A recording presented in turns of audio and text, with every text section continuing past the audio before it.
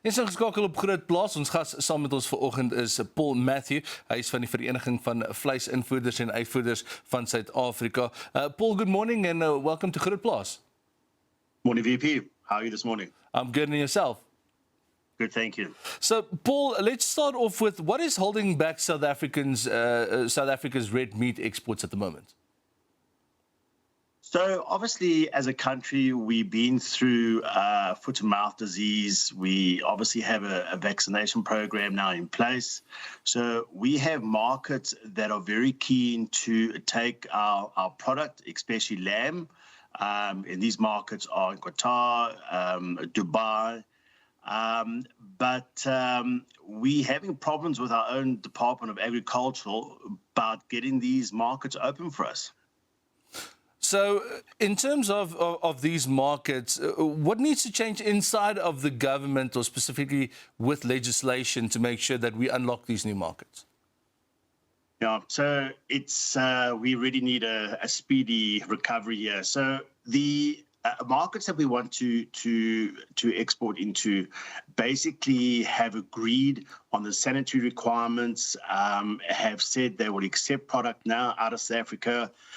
They're ready to accept, but the Department of Animal Health under Agriculture just cannot get these markets open by getting the export permits in place. We sit with information via the various embassies saying they have communicated with government, but still nothing has come from our side, and they're ready. But there just seems to be a huge bottleneck on our end in government to get these markets open. So one of the things you just mentioned is the sanitary requirements for our red meat specifically. What are those requirements?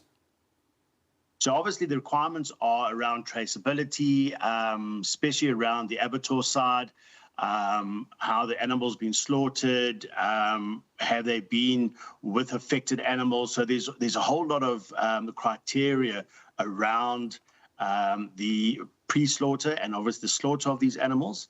And those are all now in place. From the producer side, we as South Africa can adhere to those sanitary requirements from the UAE side. It's just to get the paperwork done to get the markets open. So in terms of the paperwork, this is in the form of various certificates that need to be delivered to these new markets? 100%. So what happens is that export permit is granted, and on that permit, we export the product. So what generally happens in South Africa is that the provinces are the ones that you can sign off those export permits and release the product. But what is happening, there's a bit of a disconnect between the provincial and national. So national is not advising provincial on processes. So provincial sit with their interpretation of issues, national sits with their interpretation of issues, and this has not been resolved. So we're seeing as Amy that between provincial and national, there's just no coordination and communication, and neither body really knows what the other body's doing. And this is obviously causing also another major bottleneck. So, Paul, one of the biggest questions always when this type of issue arises is how much is South Africa actually losing by not moving faster into these emerging markets?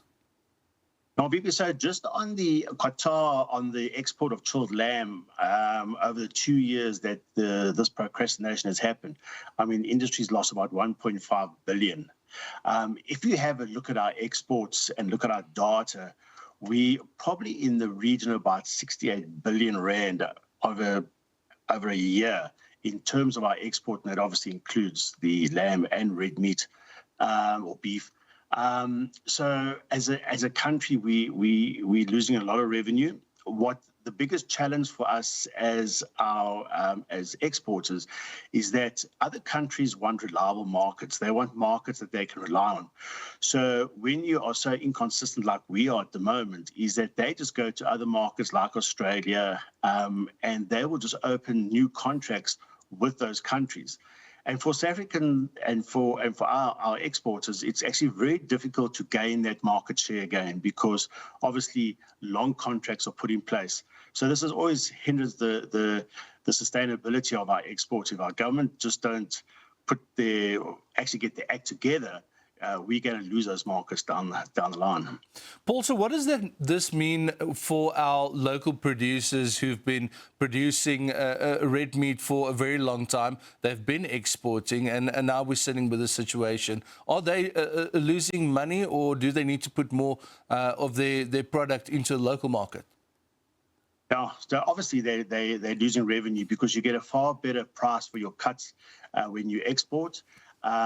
The good thing when you have a very strong export is that it helps the price for the South African consumer on the retail side because you're making good money on the export side. Therefore, you can keep the price in check for the South African consumer. But what happens now for the producers is that they are still producing the cattle and the sheep and so on, and therefore they can't export. So you have the product. You have these costs.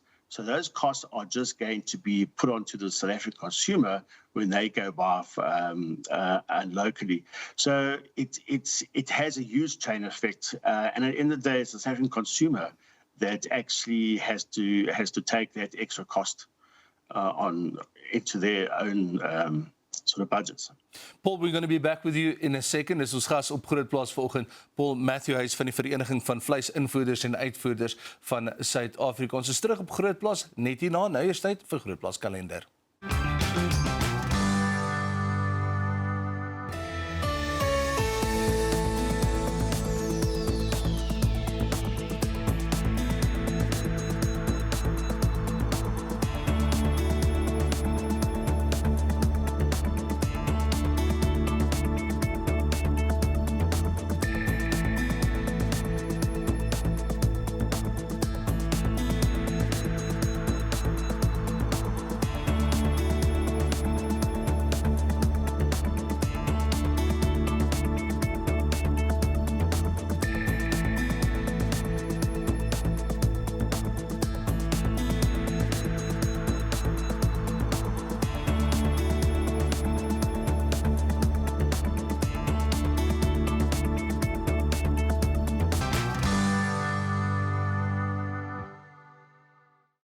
Welkom terug op Grootplaas. Ons gas saam met ons vanoggend Paul Matthew, hy is van die Vereniging van Vleisinvoerders en Uitvoerders van Suid-Afrika.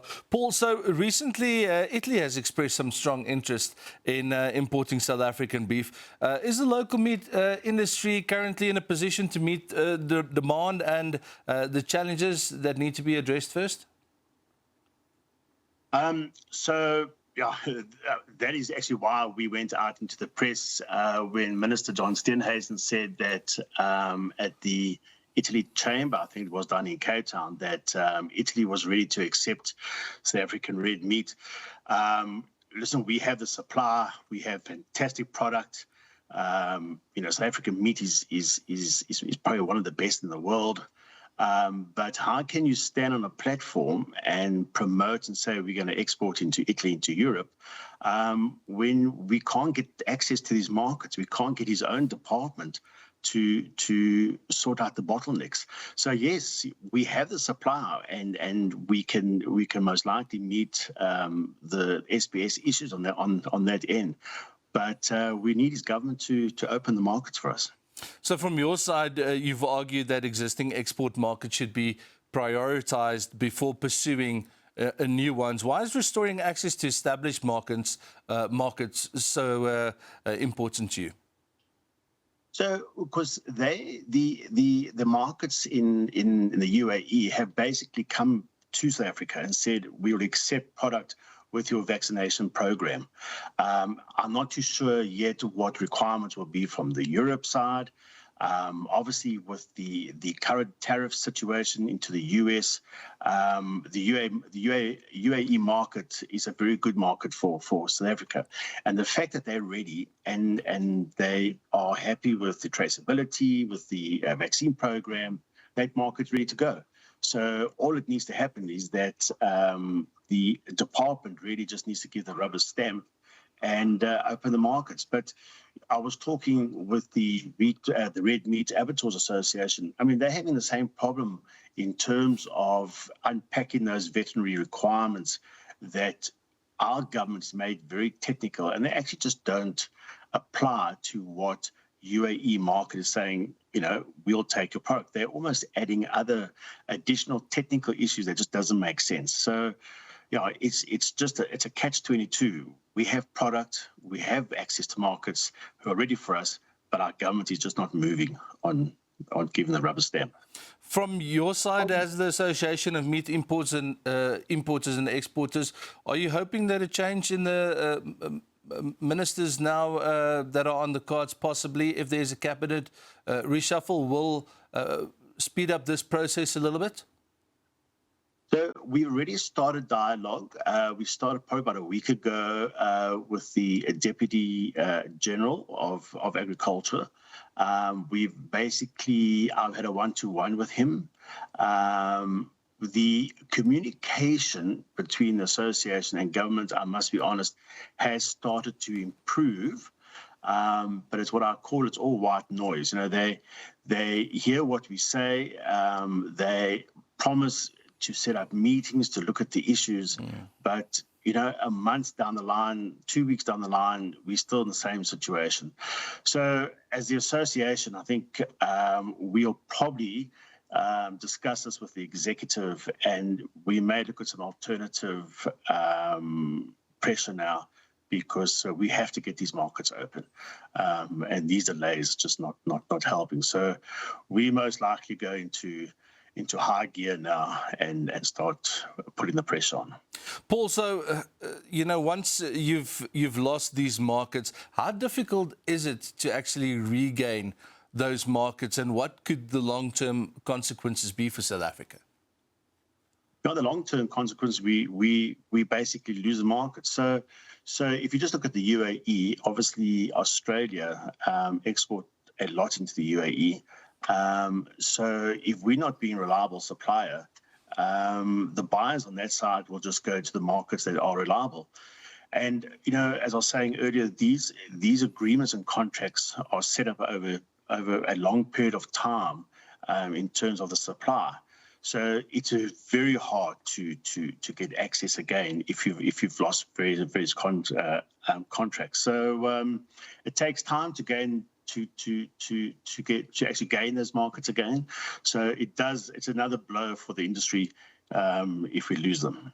Paul, thank you so much for your time this morning. We really appreciate it. Dis Paul Matthew van die Vereniging van Vleisinvoerders en Uitvoerders van Suid-Afrika. Dis al wat vir ons tyd het vir Grootplaas vir vandag. So hoop jy dit saam met ons geniet, en dan kyk ons weer môreoggend saam.